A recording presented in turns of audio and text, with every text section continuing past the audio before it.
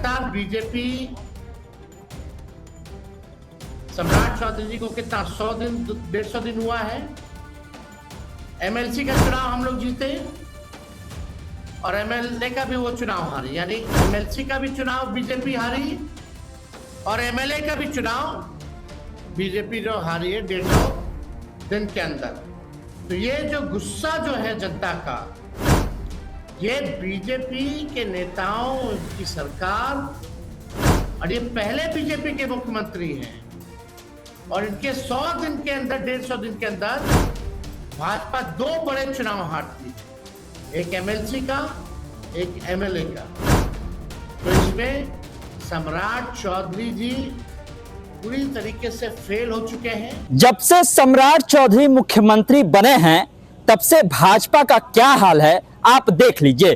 पहले एमएलसी का चुनाव हारते हैं और फिर बांकीपुर का चुनाव भी हार जाते हैं।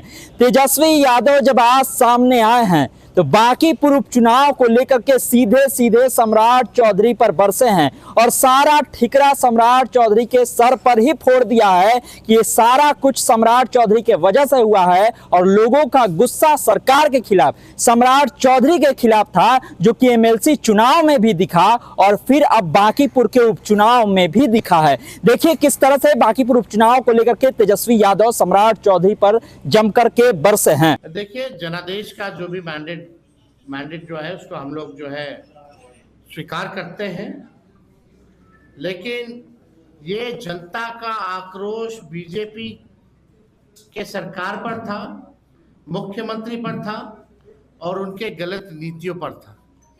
लगातार सुन लीजिए ना, लगातार बीजेपी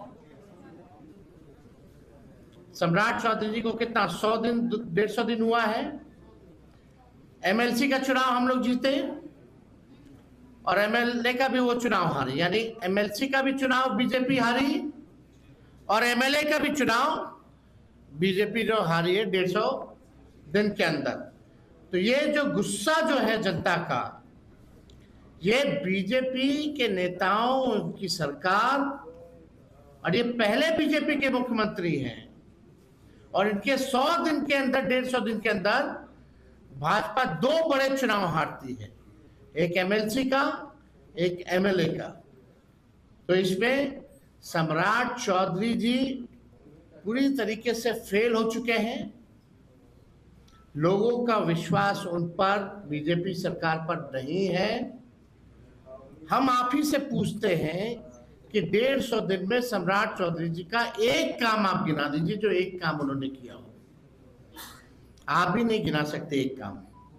केवल वो पुराना स्मार्ट सिटी का ही है भाई। नाम बदल देना, रंग पोछ देना, पेंट कर देना, नामकरण कर देना, वो नहीं। लेकिन जितनी भी जब से वो मुख्यमंत्री बने, नकारात्मक राजनीति उन्होंने की है, पॉजिटिव प्रोग्रेस पॉलिटिक्स नहीं की।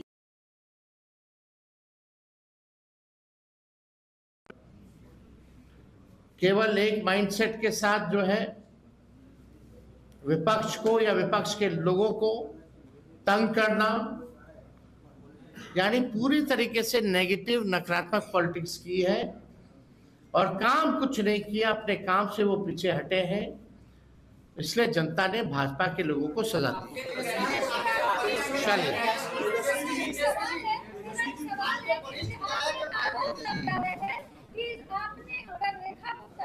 अरे भाई, आप अभी इस मामले में आइए। चलिए, अब जो बोलना था बोलिए।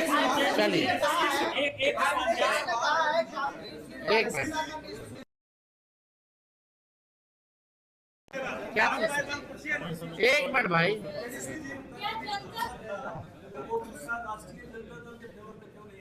क्या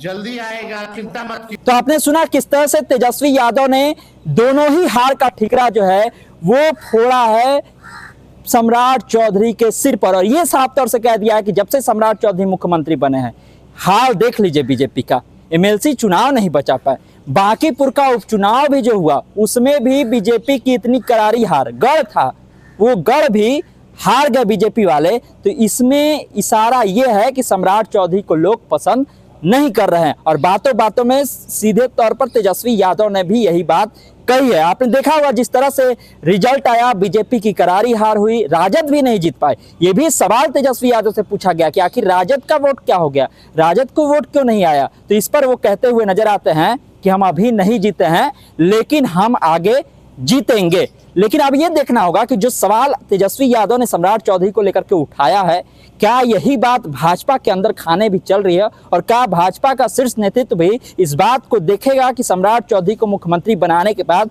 लगातार ये स्थिति भाजपा की क्यों हो रही है। क्या उनको लेकर के भी कोई बड़ा फैसला लिया जाएगा, ये बड़ा सवाल है। आपको क्या लगता है कमेंट बॉक्स में अपनी राय दीजिए। तमाम सारे अपडेट के लिए आप इसी तरह खबर पॉइंट से जुड़े रहिए। यूट्यूब पर देख रहे हमारे चैनल को सब्सक्राइब कीजिए, फेसबुक देख रहे फेसबुक को लाइक कीजिए। धन्यवाद, नमस्कार।